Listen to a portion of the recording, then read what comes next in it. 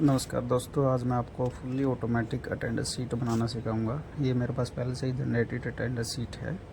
देखिए यहाँ पे सबसे ऊपर हम क्या करेंगे, सबसे ऊपर हम कंपनी का नेम और अटेंडेंस लिखेंगे, ठीक है। उसके बाद नीचे नीचे आएंगे तो नीचे वाले कॉलम में मंथ ऑफ, जिस महीने की ये हमें बनानी है सैलरी शीट, उस महीने का नाम। जैसे यहाँ पर मैंने अप्रैल महीने की बनाई हुई है तो इसको अप्रैल कर देते हैं यहाँ पर फरवरी की जगह, ठीक है। ये देखिए,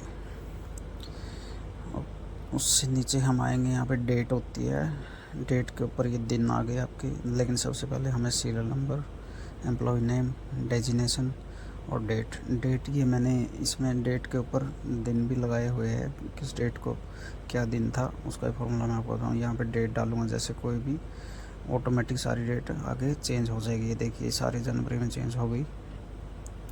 1 जनवरी डाला था मैंने, यहाँ पे ऑटोमेटिक इसने उठा ली। और ऑटोमेटिक कैसे उठाती हुई मैं भी आपको दिखाऊंगा। यहाँ पे जैसे यहाँ पे फार्मूला लगाया हुआ है, मैंने इसको हटा के दोबारा लगाता हूँ मैं। Is equal to left arrow की दबाया, ये आ गया +1 एंटर। एंटर करने के बाद ये देखिए ये आ गई आपकी। और इसको यहाँ से कंट्रोल-C करके पूरे कॉलम में वहाँ तक कंट्रोल-V कर देंगे, हम कॉपी पेस्ट कर देंगे तो ऑटोमेटिक ये एक दिन आगे डेट उठाएगा। और ऊपर डे का फार्मूला लगाया हुआ मैंने, जैसे टैक्स में D4 में जो भी डेट है हमारी, उसके अलावा इन्वर्टेड कोमा मैंने ट्रिपल D लिए।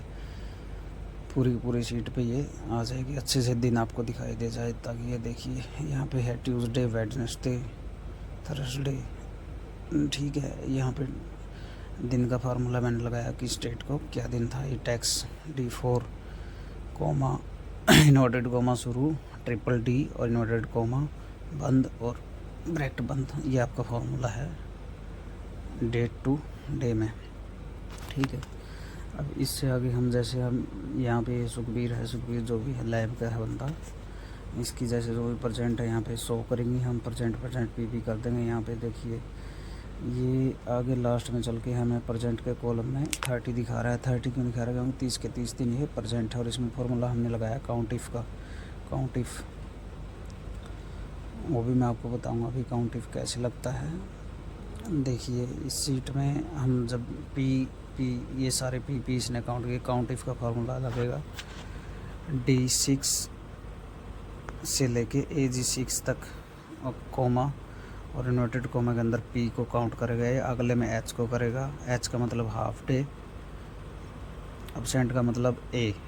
तो सिर्फ आपको इसमें काउंट इफ का फॉर्मूला लगा के जिस भी कॉलम मतलब जिस भी अक्षर को, टेक्स्ट को आपको इसमें काउंट करना है उसको इन्वर्टेड कोमा के अंदर लगा के और ब्रैकेट बंद कर देंगे।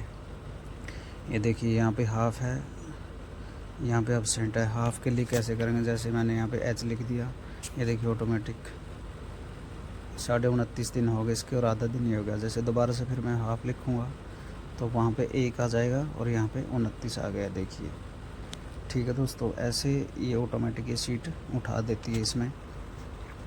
और ऐसे ही मैं अगर यहाँ पे A लिखूँगा तो ये एब्सेंट आ गया, एब्सेंट भी इसकी 1 होगी। तो मतलब 2 दिन इसके कट गए, 2 दिन के हिसाब से 30 दिन से 28 दिन लास्ट में इसने टोटल परसेंट दिखा दी। टोटल सैलरी मान लीजिए इसकी 55,000 है, ठीक है, जो इसमें लिखी हुई है।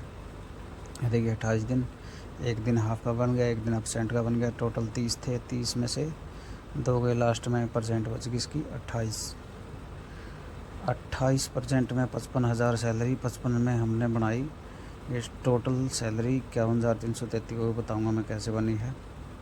ये देखिए 55,000 मतलब AO6 क्या हो गया हमारा 55,000 डिवाइडेड बाई AO3 क्या हो गया दिन।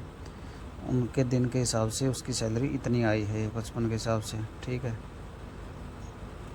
इनटू AN क्या था इसमें, AN था अपना टोटल परसेंट।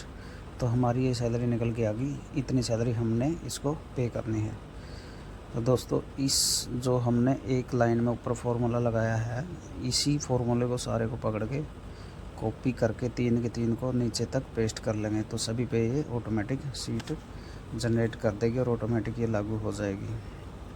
चलिए मैं अभी आपको कॉपी पेस्ट करके दिखाता हूँ। जैसे ये हमने बनाई है इसकी सैलरी और इतनी देनी है, ठीक है दोस्तों। इसके बाद ये मंथली सैलरी है, ये टोटल सैलरी है, सैलरी टू पे है जो हमने देनी है। और सभी के लिए सेम रूल लागू होगा। यहाँ से कॉपी किया और नीचे तक ड्रैग करके इसमें पेस्ट कर दिया, ठीक है। तो ऑटोमेटिक आपकी सैलरी शीट बन गई। ये मतलब 1 महीने का काम आप मात्र 20 मिनट 15 से 20 मिनट मुश्किल से लगेंगे आपके इसको बनाने में।